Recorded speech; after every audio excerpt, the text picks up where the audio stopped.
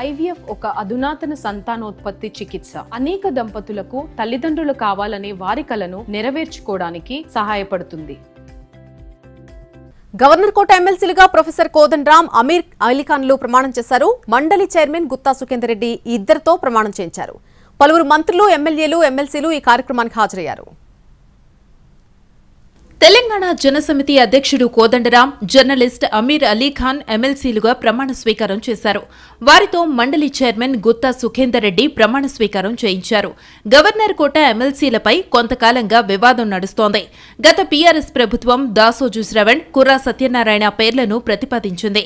అయితే అప్పటి గవర్నర్ తమిళసై ఆ ఇద్దరి పేర్లను తిరస్కరించారు. తరువాత ఏర్పడిన కాంగ్రెస్ ప్రభుత్వం ప్రొఫెసర్ కోదండరాం, అమీర్ అలీఖాన్ల పేర్లను ఎమ్మెల్సీలుగా ప్రతిపాదించింది. దీనికి గవర్నర్ తమిళసై కూడా ఆమోదం తెలిపారు. అయితే దీనిపై దాసోజు శ్రవణ్, కుర్రా సత్యనారాయణ హైకోర్టును ఆశ్రయించారు. దాంతో ఎమ్మెల్సీ నియామక ప్రక్రియ ఆగిపోయింది. దీనిపై విచారణ జరిపిన తెలంగాణ హైకోర్టు కాంగ్రెస్ ప్రభుత్వ సిఫారసులను పక్కన పెట్టింది. కొత్తగా మళ్లీ పేర్లు ప్రతిపాదించాలని సూచించింది. అయితే ప్రభుత్వం మరోసారి ఆ ఇద్దరి పేర్లనే ప్రతిపాదించింది. ఈ నియామకాన్ని హైకోర్టు తప్పుపట్టింది. అయితే ఆ నిర్ణయాన్ని సుప్రీంకోర్టు తప్పుపట్టి స్టే ఆర్డర్ ఇచ్చింది. ఆ స్థానాల్లో కొత్తవారి నియామకాలను నిలిపివేయాలన్న పిటిషనర్ల విజ్ఞప్తిని తోసిపుచ్చింది. కొత్తవారి నియామకాలను ఆపలేమని సుప్రీం పేర్కొంది.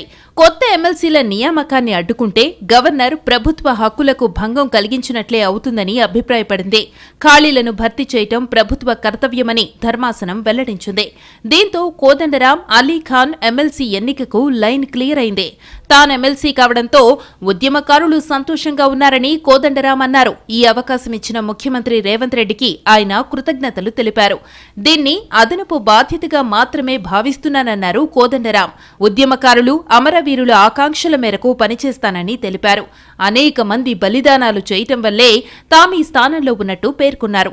ఇవాళ మళ్ళీ ఒకసారి మమ్మల్ని ఎమ్మెల్సీ పదవికి మేము కొనసాగుతున్నందుకు, మాకు అవకాశం కల్పించినందుకు గవర్నర్ గారికి, ముఖ్యమంత్రి గారికి ముందుగా కృతజ్ఞతలు తెలియజేస్తున్నాం. కౌన్సిల్లో సభ్యుడిగా ఎంపిక కావటం ఒక అదనపు బాధ్యత, అదనపు అవకాశం అని మాత్రమే భావిస్తూ ఉన్నాం. శాసనమండలిలో చైర్మన్ ఛాంబర్లో జరిగిన ప్రమాణ స్వీకార కార్యక్రమానికి మంత్రులు పొన్నం ప్రభాకర్, పొంగులేటి శ్రీనివాసరెడ్డి, విప్ బీర్లా ఐలయ్య తదితరులు హాజరయ్యారు.